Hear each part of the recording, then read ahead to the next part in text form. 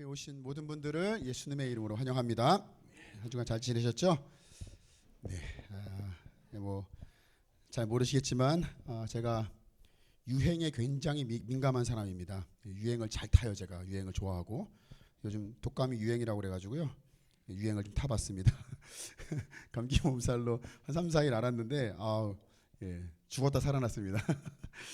설교할 때 되니까 이게 살아나서 얼마나 감사한지 몰라요, 진짜. 그래서 환절기에 여러분들 아프신 분들 많이 계신데 건강 유의하시고 날마다 주님과 동행하시길 예수님의 이름으로 축복합니다.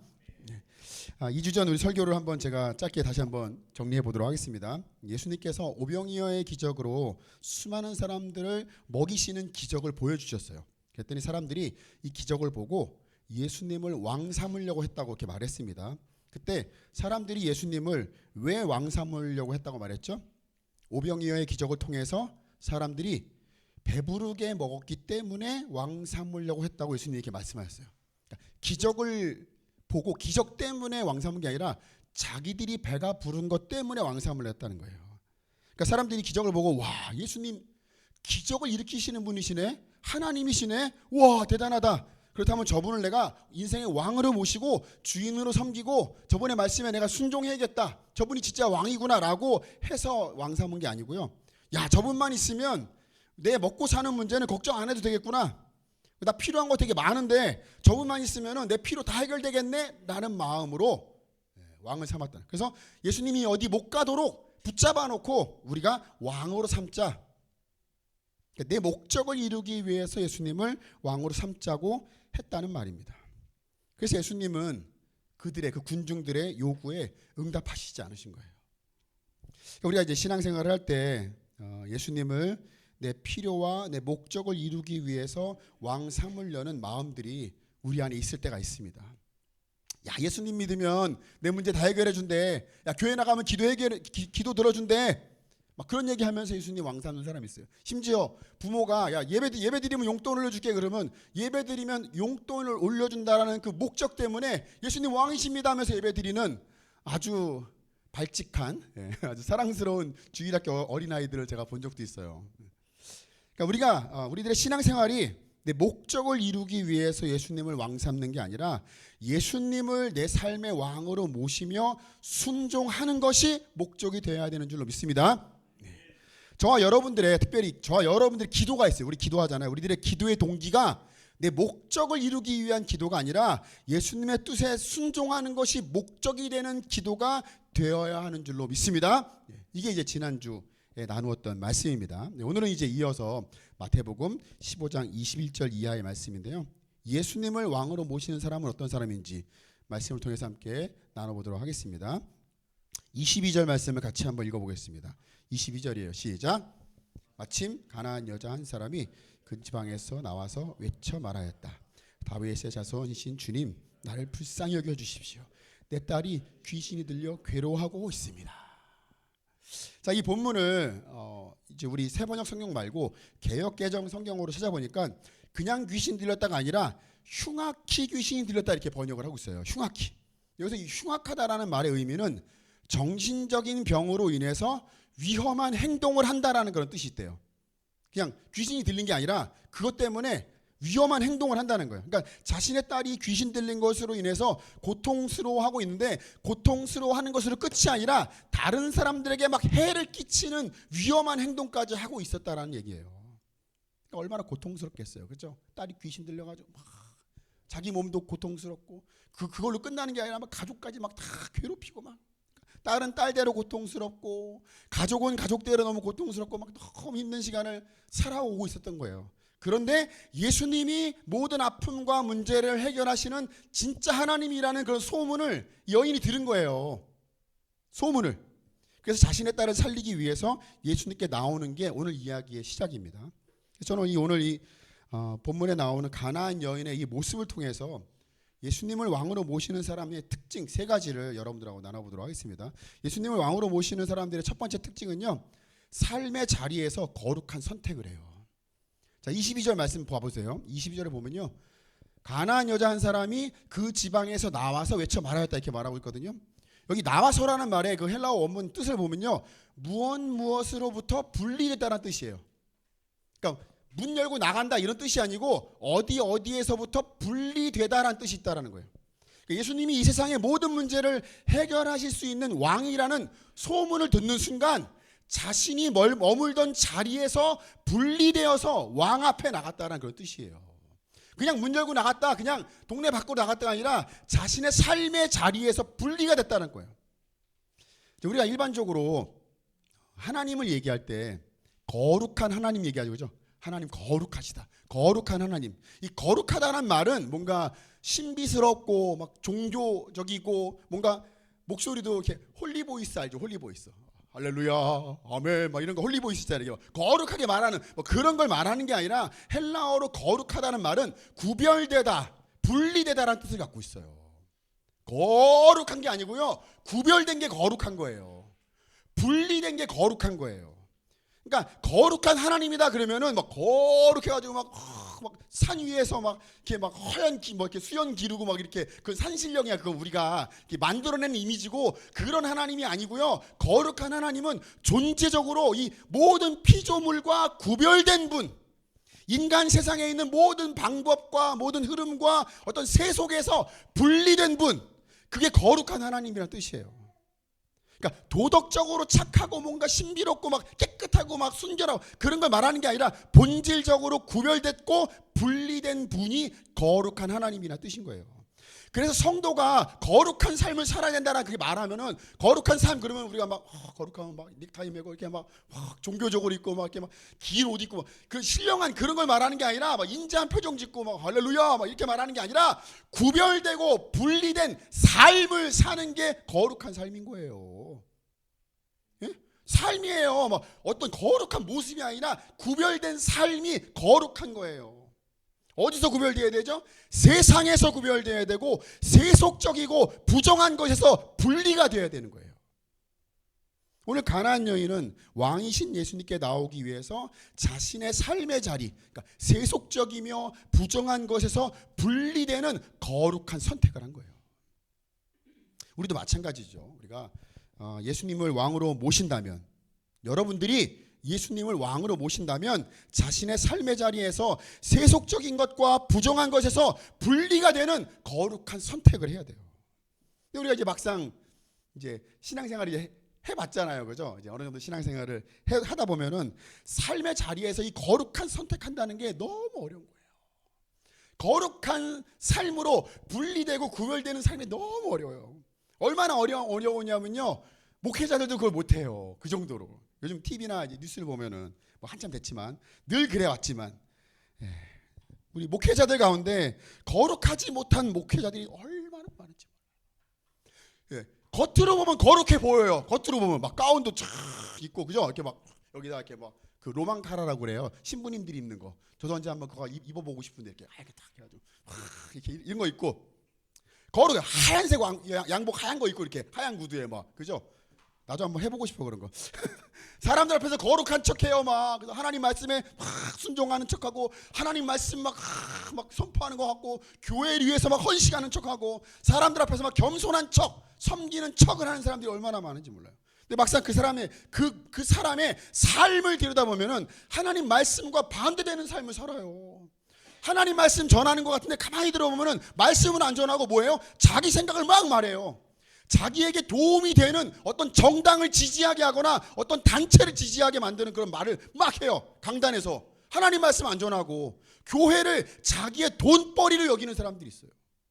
사람 대할 때도 막 큰 사업하고 헌금 많이 하는 사람, 그런 사람들하고 모아가지고 같이 그런 사람도 막 차 마시고 막 골프 치러 다니고 막 고급 아파트에다가 교회 돈으로 막 비자금 막 형성하고 자기 자녀에게 교회 막 세습하고 그래 놓고서 뭐라고 그래요? 하나님의 뜻이라고 거짓말하는 세속적인 목회자들이 얼마나 많은지 몰라요. 우리도 마찬가지죠. 목회자들뿐만 아니고 우리도 마찬가지. 우리가 하나님 나라의 성도로 살아간다면 세상과 달라야 돼요. 그리고 믿지 않는 자들과 구별돼야 돼요. 예수님 말씀하신 대로 낮은 자리에 가서 섬기는 삶을 살아야 돼요. 세상이 말하는 성공한 인생이 아니라 성숙한 인생을 살아야 되죠. 내가 손해를 좀 보더라도 주님 앞에서 정직해야죠. 정직해야죠. 세상 사람들이 다 미련하다고 손가락질해도 우리는 기도하면서 하나님의 뜻을 찾는 게 세상과 구별된 거룩한 성도의 삶인 줄로 저는 믿습니다. 저 여러분들이 가정에서 또 학교에서 직장에서 세상적인 방법으로 살려고 했던 그런 모습이 있다면, 또 하나님 보시기에 부끄러운 삶의 자리가 있다면 우리는 그 자리에서 분리되는 거룩한 선택을 해야 하는 줄로 믿습니다. 예수님을 왕으로 모시는 사람의 두 번째 특징은요, 구체적인 신앙 고백이 있어요. 22절 말씀을 계속 보시면요, 가나안 여자가 이렇게 말해요. 다윗의 자손이신 주님, 나를 불쌍히 여겨주십시오. 여기 가나안 여자가 예수님 부르는데 뭐라고 부르죠? 다윗의 자손이신 주님. 우리는 뭐 그냥 성경은 늘 읽었으니까 그냥 이렇게 불렀나 보다, 뭐 그렇게 불렀나 보다, 호칭인가 보다 하는데요. 요즘 우리가 교회에서는 교회 다니면 다 주님이란 말 많이 쓰잖아요, 그죠? 바깥에서는 주님이란 말 잘 안 쓰죠. 우리는 주님이란 말을 자주 써서 그냥 종교적으로 하나님 부르는 말인가 보다 하는데요. 헬라어로 주님이란 말은 퀴리오스란 말이에요. 예수님 당시에 이 퀴리오스라는 말은 굉장히 여러 가지 표현으로 쓰여졌어요. 노예가 주인을 부를 때 퀴리오스라고 불렀대요. 노예가. 그리고 군대에서 부하가 상관을 부를 때도 퀴리오스 이렇게 불렀어요. 그러니까 부르는 호칭이에요. 또 로마 황제도 퀴리오스라고 불렀어요. 근데 되게 재미있는 것은 이제 유대인들이 구약 성경을 이제 기록할 때 이제 성경 쓸 때 하나님을 써야 되잖아요. 하나님이란 이름을 써야 되는데, 하나님 아까 어떤 분이라서 거룩한 분이잖아요. 하나님 너무 거룩한 분이라 인간이 함부로 하나님의 이름을 쓸 수가 없는 거예요. 얼마나 거룩하냐면 우리는 그냥 막 쓰는데 유대인들 입장에서는 하나님 너무 거룩해. 그러니까 그 거룩한 분의 이름을 쓰는데 이름을 내가 쓸 수가 없는 거예요. 너무 거룩하니까. 그래가지고 하나님이란 단어를 쓰지를 못해. 너무 거룩해서. 그래서 우리가 쓸 수 있는 이름 만들자 그래가지고 야훼란 말을 만들었어요. 그러니까 우리가 아는 여호와 만들어 놓고 여호와를 써야 되는데 여호와 쓰는 것도 너무 거룩한데 우리가 쓸 수가 없어. 그래가지고 다 못 쓰고 자음만 쓴 거야. 여호와 자음 있어요. 히브리어로 자음만 썼어. 써놓고선 또 나중에 그 읽는 것조차도 너무 부끄러워. 너무 거룩하니까. 그래서 모음 붙여가지고 아도나이 이렇게 부른 거예요. 그래서 하나님이란 이름이 너무 존귀하고 너무 거룩하니까 함부로 못 써요. 그래서 돌려서 썼단 말이에요. 그렇게 해놓고 이제 아도나이라고 읽고 야훼라고 썼는데, 이 구약 성경을 나중에 헬라어로 번역을 하게 됐어요. 헬라어로 번역을 하려고 했더니 헬라어 단어 중에 하나님을 표현할 단어가 없는 거예요. 하나님을 또 써야 되는데 헬라어를. 그래가지고 할 수 없이 어떻게 해요? 퀴리오스, 주님이란 말을 쓴 거예요. 그래서 70인역을 보면요, 하나님이란 말에 다 퀴리오스로 되어 있어요. 하나님은 안 되어 있고 주님 이렇게 돼요. 주님. 그러니까 유대인들의 입장에서는 이 퀴리오스라는 말은 단순히 주인을 부르거나 상관을 부르는 그런 말이 아니에요. 더 중요한 것은 로마의 황제를 퀴리오스라고 부르는 것도 유대인들 입장에서는 있을 수가 없는 거예요. 왜? 퀴리오스가 누구예요? 하나님이죠. 하나님. 로마의 황제를 하나님으로 부르면 안 되잖아요. 하나님의 이름인데 이거는.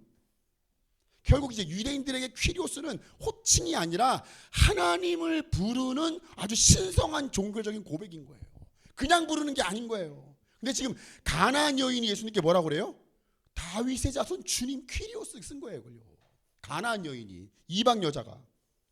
특별히 여기 또 다윗의 자손이란 말은요, 사무엘하 7장에 하나님이 다윗에게 하신 약속이 있어요. 내 몸에서 나오는 자손을 내가 후계자로 세워가지고 그의 나라를 내가 튼튼하게 세우도록 도와주겠다 약속한 말씀이 있어요. 그 말씀을 근거해가지고 유대인들이 다윗의 자손에서 메시아가 나오겠구나고 막 기대하고 있었단 말이에요. 근데 지금 유대인도 아니고 이방 여자가 예수님이 다윗의 자손이고 퀴리오스, 하나님이시라는 아주 구체적인 신학적인 신앙 고백을 한 거예요.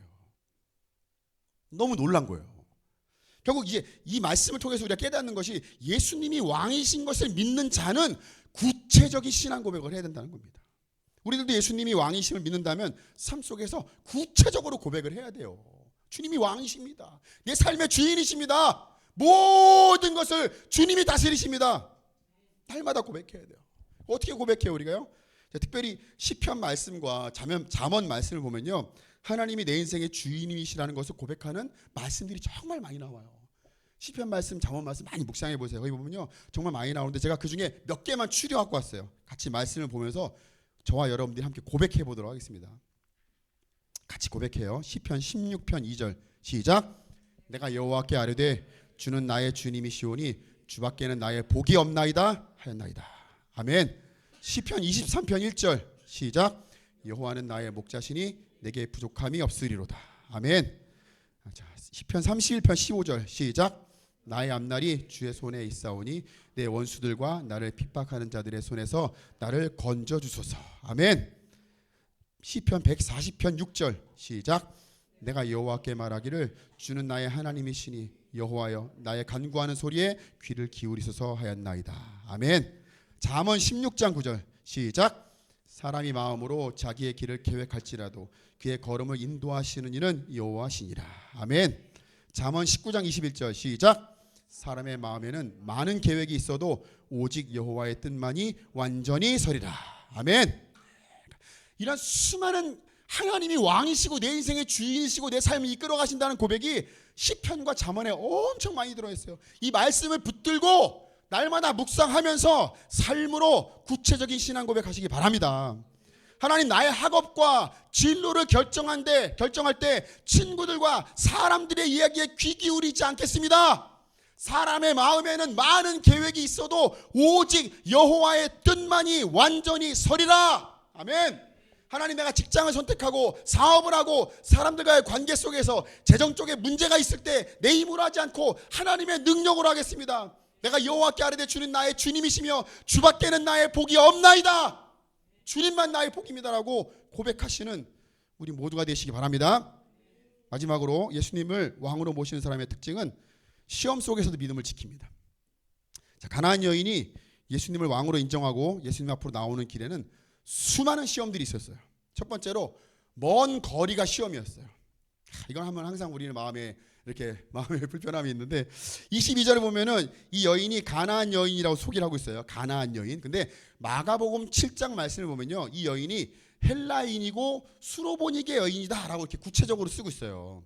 근데 오늘 본문을 보면은 21절에 보면요, 예수님이 두로와 시돈 지방으로 가셨다 이렇게 설명했는데 정확히 설명하면 두로 지방에 가신 거예요. 두로 지방에 갔는데 이 여자를 만난 거예요. 근데 수로보니게는 두로와 시돈을 포함하는 레바논에 있는 이 큰 해안가 지역이에요. 큰 지역 안에 두로와 시돈이 있는 거예요. 그러니까 이 여인이 성경에 보면은 두로 지역에서 있는 여인이다 이렇게 설명하지 않고 그냥 수로보니게 여인이다 이렇게 말한 거 보면은 아마 다른 지역에서 이렇게 예수님 만나러 온 것 같아요. 오늘날로 표현하면은 경기도에 사는 어떤 여자가 복정동에 예배드리러 왔다 이런 느낌인 거예요. 예, 비슷한 지역이긴 하지만 다른 동네인 거예요. 오늘날이야 이게 교통편이 잘 돼 있으니까 뭐 이렇게 경기도에서 어디서 오더라도 뭐 20분 안에 오기도 하고 뭐 좀 걸리면 1시간도 걸리도 하고 오래 걸리는 사람 2시간 걸리도 하잖아요. 이렇게. 예. 오늘도 그렇게 오신 여러분들을 예수님의 이름으로 축복합니다. 네. 근데 그 당시에 예수님을 만나기 위해서 다른 지역으로 가려면요 온전히 걸어갔어야 됐어요. 지금이야 차 타고 이렇게 오면 되지만 그냥 온전히 걸어가야 되는 거예요. 쉽게 그냥 갈 수 있는 거리가 아닌 거예요. 근데 어떠냐면은 내 딸이 귀신 들려서 너무 고통스럽고 너무 힘들어. 그런데 거리가 만만치 않네. 거리가 너무 멀어. 예수님이 왕이신 건 알겠는데 내가 일주일 내내 일하느라고 막 온몸이 쑤시고 막 감기도 걸리고 힘들어 죽겠는데 복정동까지 가라고? 그 먼 거리를 나 혼자 굳이 이럴 수 있다는 거예요. 그 먼 거리를. 아이고. 예수님이 왕이신 건 알겠는데 그 너무 먼 거리가 시험이 될 때가 있어요. 놀라운 건 맛집은 막 3시간 4시간을 찾아가도 멀지가 않아요. 거기는 막 신바람이 나가지고 막 두근두근 해가지고 가요. 여행 가는 건 막 4시간 5시간을 막 가도 끝이 안 나는데도 그렇게 재미가 있어요. 근데 교회 오는 건 그렇게 힘들어요. 이게 막 먼 길이 같고 막 희한하죠, 그죠? 예수님 왕이신 건 알겠는데 거리가 너무 멀어요. 예배드리러 와서 찬양하고 말씀 듣고 기도하고 목장 모임 너무너무 좋아요. 근데 너무 멀어요. 가기 귀찮아요.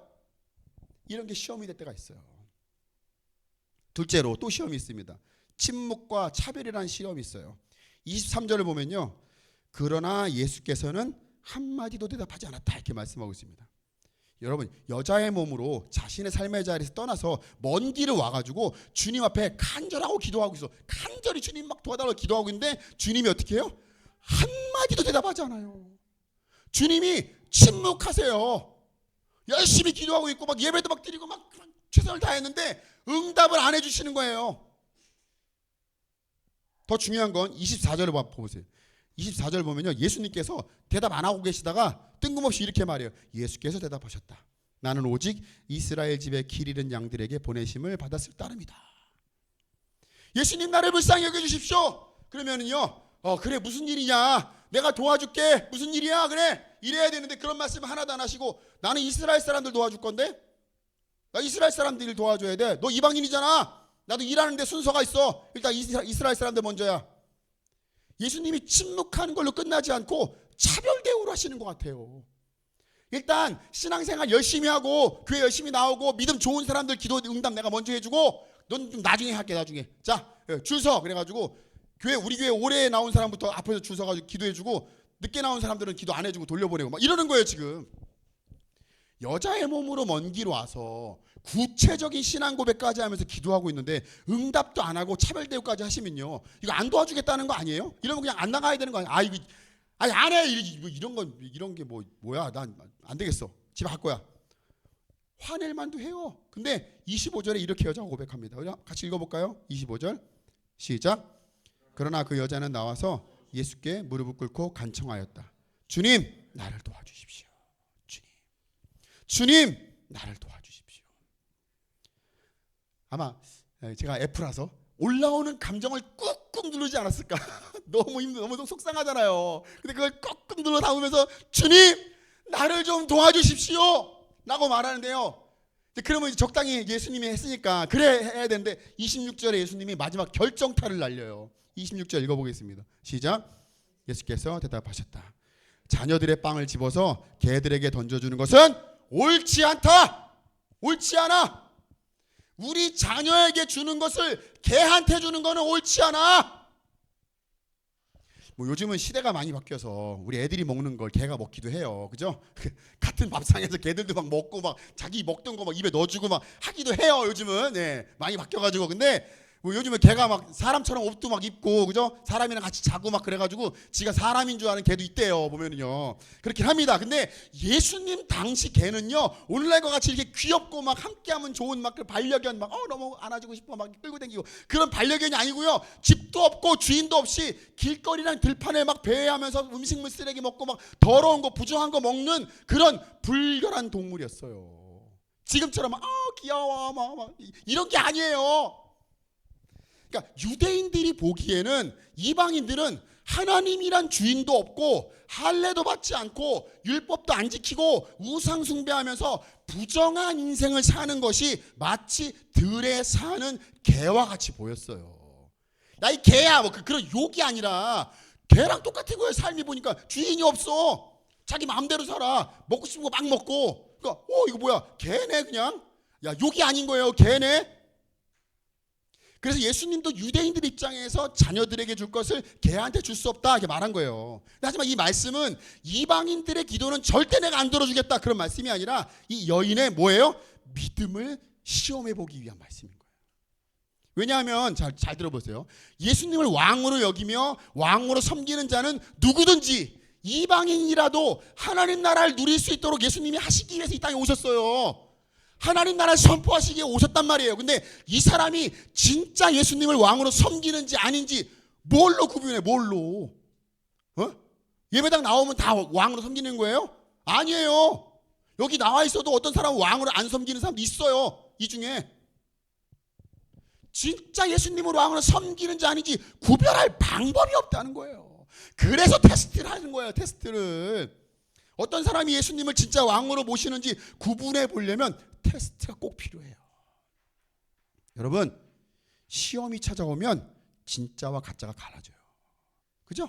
네. 시험이 찾아오면 진짜와 가짜가 갈라져요. 인간관계에서도 우리 인생에 고난이 찾아오고 문제가 찾아오면 진짜 친구랑 가짜 친구랑 싹 갈라져요. 그죠? 네. 고난이 찾아오면 알아요. 야, 그놈이 내 앞에서 막 친한 척하고 난리를 치더니 가짜였네 저거. 아이고, 싹 갈라져요. 그게요. 너무 정말 놀라워요. 신앙생활도 똑같아요. 시험이 없고 문제 없을 때는요, 다 좋아요. 다 괜찮은 사람이에요. 멀쩡해요. 나 인사도 잘하고 막 다 좋아요. 관계도 잘 맺고요. 그런데 신앙생활에 시험이 찾아오고 고난이 찾아오잖아요. 그럼 예수님 앞에 나와서 엎드리는 진짜가 구별이 돼요. 시험이 찾아오면요, 예수님 버리고 등 돌리고 떠나가는 가짜가 다 구별돼요. 거기서 하는 거예요. 뭐 여기 나와 있으면 다예요. 시험이 테스트로 구별할 수 있어요. 예수님도 가나안 여인의 믿음이 진짜인지 가짜인지 구별하고 싶었어요. 그래서 어떻게 해요? 예수님을, 가나안 여인을 앞에서 침묵하고 차별하는 그런 테스트를 해보신 거예요. 우리 인생에서도요, 테스트가 다 찾아와요. 신앙생활 시작하면요, 테스트가 다 찾아와요. 진짜인지 아닌지 그걸로 구별이 돼요. 그래서 예수님이 그렇게 테스트했더니 이 여자가 뭐라고 대답하죠? 27절 같이 읽어보겠습니다. 27절 시작. 그 여자가 말하였다. 주님, 그렇습니다. 그러나 개들도 주인의 상에서 떨어지는 부스러기는 얻어먹습니다. 주님, 저 개 맞습니다. 개 맞아요. 정말 주인도 없고 내 마음대로 우상 섬기면서 부정한 인생 사는 거 맞습니다. 인정하는 거 인정. 나 그런 놈 맞아요. 그러나 개들도 주인의 상에서 떨어지는 부스러기를 얻어먹습니다. 주님, 개가 맞지만 주인의 상에서 떨어지는 먹을 권리는 있잖아요. 저를 개로 부르셔도 돼요. 그러나 부스러기는 먹게 해주십시오.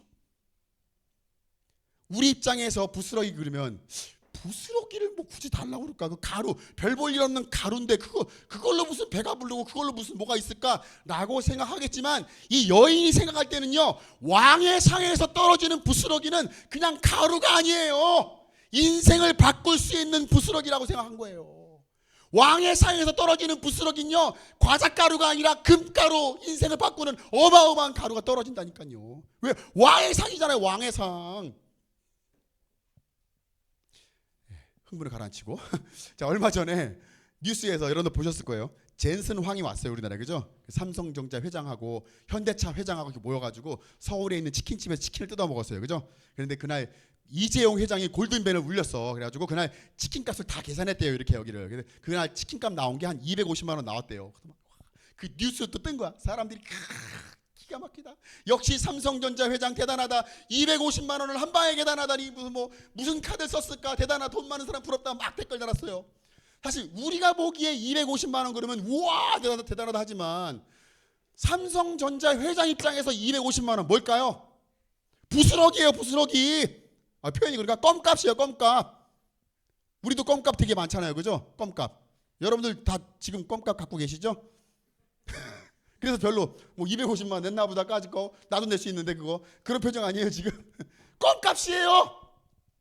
얼마 전에 좀 됐어요. 사우디아라비아 그 왕세자 빈살만 아세요 여러분들? 빈살만이라고 있거든요. 한국에 왔어요. 하룻밤 자고 갔어요. 한국에 와가지고 그날 밤 하룻밤 잤는데 그날 하룻밤 잤던 그 방 스위트룸 가격이 2,200만 원이래요.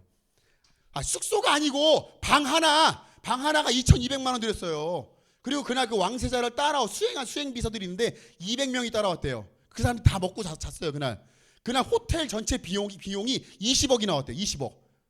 아니 호텔 산 게 아니야. 하룻밤 자는데 20억.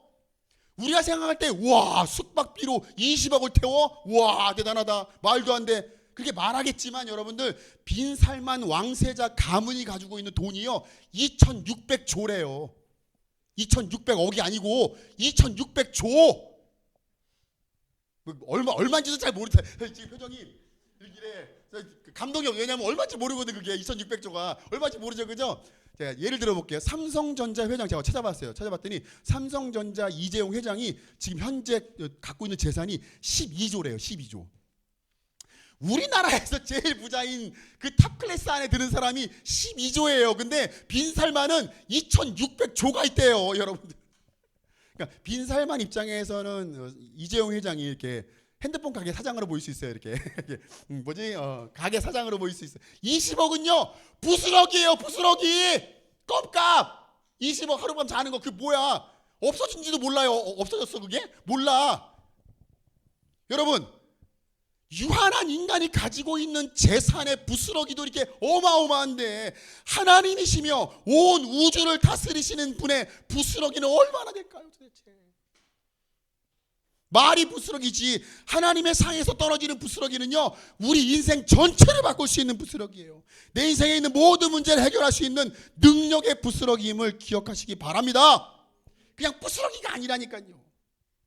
그래서 가나안 여인은 예수님이 하나님이시라는 걸 딱 깨닫는 순간 어떻게 해요? 이 사실을 바로 알았던 거예요. 아하, 예수님 왕이시라면 왕의 상에서 떨어지는 부스러기는 그냥 가루가 아니구나. 내 인생을 바꾸고 내 딸의 인생을 바꿀 수 있는 어마어마한 가루겠구나. 그걸 깨닫는 거죠. 그래서 부스럭이라도 달라고 하는 거예요. 부스럭이라도. 예수님을 하나님으로 인정하고 예수님이 진정한 왕이라고 고백한 이 여인의 이 엄청난 믿음의 고백이 예수님의 마음을 움직였어요. 28절 읽고 오늘 말씀을 마치겠습니다. 28절에 시작. 그제서야 예수께서 그 여자에게 말씀하셨다. 여자여, 참으로 내 믿음이 크다. 내 소원대로 되어라. 바로 그 시각에 그 여자의 딸이 나았다. 아멘. 수많은 시험 속에서도 믿음을 지키며 예수님을 왕으로 고백한 여인은 이방 여인임에도 불구하고 자신의 소원을 이루는 기적을 경험하게 됐다고 성경은 말을 하고 있습니다. 결론입니다. 오늘 이 가나안 여인의 이야기를 통해서 예수님을 왕으로 모신 사람들의 특징에 대해서 우리가 함께 나눠봤어요. 여러분들, 신앙생활은 일주일에 우리가 하루 종교 행사 참석하러 오는 게 아니에요. 아시겠어요? 종교 행사 참석하러 일주일에 한 번 오는 게 아니에요. 하나님 나라가 내 삶 가운데 임하고 하나님 나라가 여러분들의 삶 가운데 임한 것은 내 필요와 목적을 이루어주기 위해서 하나님 나라가 내 삶 가운데 임한 게 아니에요. 예수님이 내 삶의 왕이신 것을 인정하고 고백 속에서 하나님 나라의 기쁨을 누리며 선한 영향력을 끼치며 살아가라고 저와 여러분들에게 하나님의 나라가 임한 줄로 믿습니다. 그게 중요한 거예요. 그래서 우리가 해야 될 일은요, 오늘 이 가나안 여인처럼 세상과 분리되어서 거룩한 선택을 하며 삶 속에서 구체적으로 예수님을 왕으로 고백하고 수많은 시험 속에서도 주님의 부스러기 은혜를 임하길 기대하며 기도하는 것이 우리들의 삶인 줄로 믿습니다. 그래서 이 시간 우리가 함께 결단할 거예요.